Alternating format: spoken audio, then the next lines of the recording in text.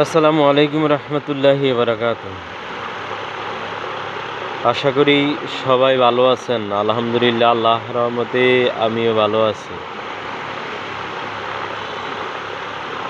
কখন কাকে কার দুয়ারে দাঁড়াতে হবে সেটা একমাত্র আল্লাহ তাআলাই ভালো জানেন। আমরা কত সুন্দরভাবে ছিলাম বা কত সুন্দর ছিলাম, এই বন্যা আসি বুঝে গেছে যে কখন কার দুয়ারে কাকে দাঁড়াতে হবে। কেউ কোনো সময় আমরা ভিখারি ছিলাম না, কেউ কোনো সময় আমরা চাই না এরকম পরিস্থিতির মাঝে যে আমরা হব। এখন অনেকে লজ্জার কারণে চাইতে পারে না। অনেক ভয়াবহ পরিস্থিতি, বৃষ্টি প্রতিদিনই বৃষ্টি হইতেছে।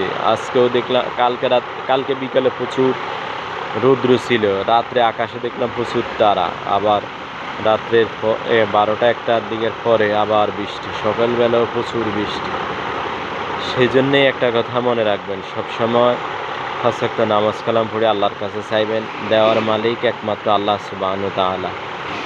আপনি কারোর উপরে আশা করি কোনো লাভ হবে না, কারণ কেউ আপনাকে কোনো সময় কিছু দিবে এমন আশা কখনো করবেন না। এই জন্য একটা কথা মনে রাখবেন, কার দুয়ারে কখন কাকে দাঁড়াতে হবে সেটা একমাত্র আল্লাহর ফয়সালা। কোনো অহংকারী দেমাগে দেখাবেন না। আপনার মনে যদি কোনো অহংকারী থাকে তাহলে মাটির নিচের দিকে তাকিয়ে থাকবেন।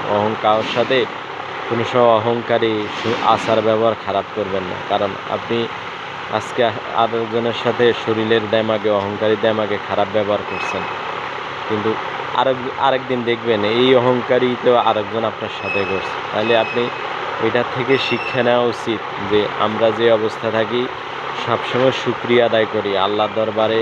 আল্লাহ আমাদেরকে যেভাবে রাখে, যেভাবে থাকি, সবসময় শুকরিয়া আদায় করি। শুকরিয়া আদায় করলে আল্লাহ সুবহানাহু তাআলা বাড়িয়ে দেন। কারণ বন্যার পরিস্থিতি দিন দিন আরও ভয়াবহ পরিস্থিতি হইতেছে। বৃষ্টি কোনো কমে আবার বৃষ্টি বাড়ে, যেটুখানি কমে ওইটুকু আবার বৃষ্টির পানি বাড়ে। আল্লাহ সবাইকে বোঝার তৌফিক দান করুক। সবাই সবসময় ভালো থাকবেন, সুস্থ থাকবেন। আত্মীয় স্বজন, পাড়া প্রতিবেশী, আশেপাশে যারা আছে সবার সাথে সুন্দর আচার ব্যবহার করবেন। সবাই ভালো থাকবেন। আল্লাহ হাফেজ।